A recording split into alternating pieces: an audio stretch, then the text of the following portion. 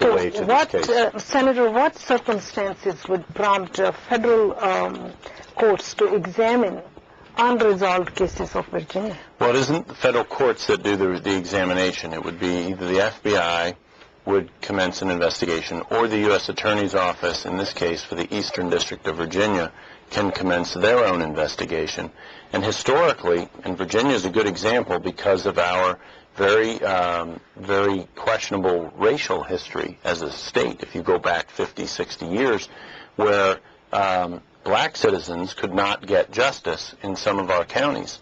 And you would occasionally see federal intervention, by which I mean the feds would do an investigation where local authorities would not. And it's part of the value of having a dual system, the federal and state, in this case really federal and local authorities, either of which can proceed with an investigation. The Commonwealth's attorney's decision has no effect on the U.S. Attorney for the Eastern District of Virginia. They can proceed with the case themselves. But if the prosecutor fails to commence the trial within 5 or 8 months, whatever you're saying of the date the probable cause was found, the culprit in this case could go scot-free. No. That is... the trial statute does not apply here? It does not apply here because the perpetrator has not been taken into custody. Okay. The purpose of the speedy trial statute is so the government can't pick someone up, claim they're a defendant, and then hold them indefinitely.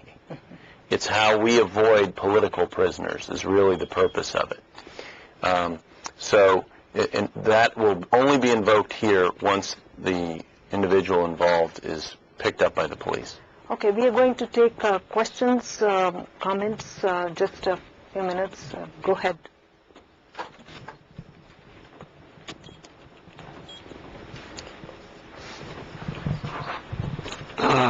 Good evening, gentlemen. I thank you, Senator and Cuccinelli, to take your time and come down here in this town hall meeting. I thank Mr. and Mrs. Chavla as well, who time to time arrange these kind of town hall meetings. They love humanity. The name of their agency is Passion for Truth. And my question to you is, since after the 9/11, the community who look very much different than the rest of the world, people look at us very differently. What we could do, we always, I know that will be minority looking very differently, but when things happen like that, the victim or the family of the victim, what is the best possible way they could identify themselves in front of the first law enforcement, either it's the police or FBI or somebody, so that from the beginning they don't take us wrong and they don't have any kind of suspicion or hard feeling? How we could identify and clear up right way? And that is an excellent question, and it is one that you deal with one police officer at a time. And unfortunately, when you have a tragedy like this, part of the response to address your concerns is to be educating that police force as you go along. And I know that several of our minority communities in Northern Virginia have undertaken to establish relations with their local police departments. And unfortunately, it's often following some sort of negative incident or tragedy like we're discussing, where there's a recognition that the police don't really understand or distinguish a particular community from the others. And they do recognize that you communicate differently with different communities. And I mean that in a positive sense, not a negative sense. So when they do recognize it, many of them will accommodate and adjust and make an effort to educate their officers, but that education has to take place. In my district, I have a gurdwara in the middle of my district. I've taken the time to educate myself on with that entire community, and I've benefited tremendously from that, and I've adjusted how I operate as a state senator because of that education. The same thing needs to take place for police officers.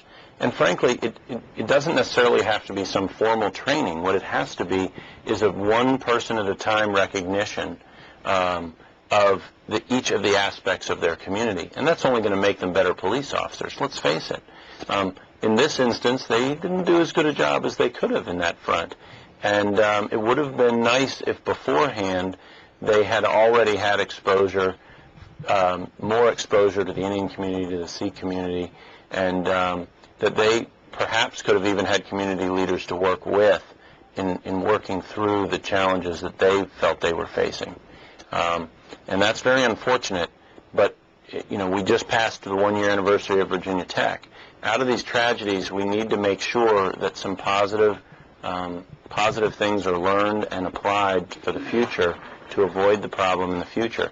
And I would say that, the individuals involved, not just the police, they were people who may well have been targeting their victim by singling him out. And they may have thought, to use an example, they may have thought he was Muslim when that, of course, was not accurate. I remember after 9/11, way down in Arizona, somebody drove into a 7-Eleven and shot a Sikh because they thought he was a Muslim.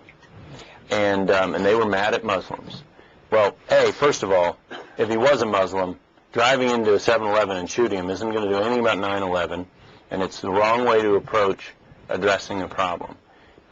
Second of all, they were ignorant, and they were just carrying out this blanket bias, bigotry, in their actions, and that doesn't do anyone any good, and it really harms our community.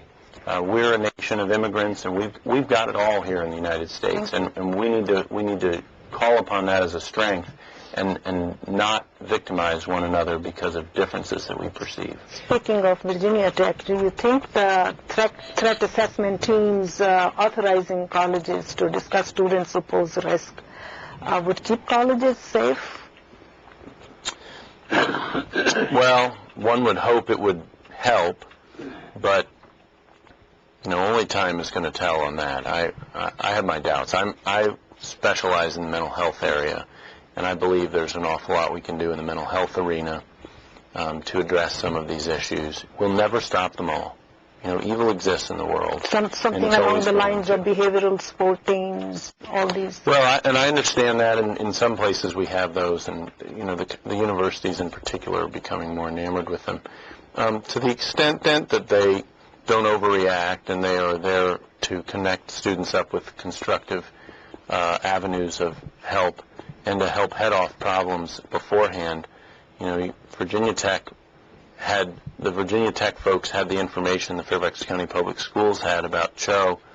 There's reason to think that they could have adjusted how they were teaching him, just like Fairfax did, to avoid exacerbating his mental health problems and perhaps avoid the tragedy that we saw last April 16. Okay. Any question? One further comment on the remarks that were just made, and that is, although there is often, when you have a tragedy of a magnitude or an event of the magnitude of 9/11, when all of the perpetrators were of a particular description and identification in the mind of the public, it's almost a natural effusion of the human spirit to generalize from that. That, I think, makes it ever more important for the communities and ethnicities from which the perpetrators came to stand up and to break that stereotype, to dissolve that stereotype by showing that, no, we will not stand for this. We will assert the rightness of the cause of the victims here, and we will be in the forefront and the leadership of what is done to prevent this from happening again.